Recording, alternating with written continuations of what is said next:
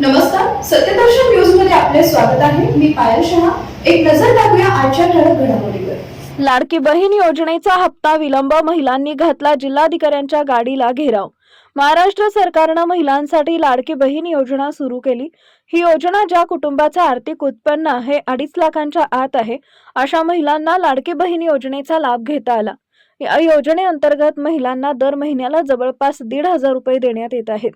पण नगर परिषद आणि नगरपंचायत निवडणुका त्यापाठोपाठ महापालिका निवडणुकांमुळे लाडकी बहीण योजनेत हप्ता महिलांना मिळायला विलंब होतो आहे. त्यामुळे महिलांनी संताप व्यक्त केलाय. वाशिम जिल्ह्यातील महिलांचा लाडकी बहीण हप्ता बंद झाल्यामुळे महिलांनी आक्रोश व्यक्त केला आहे.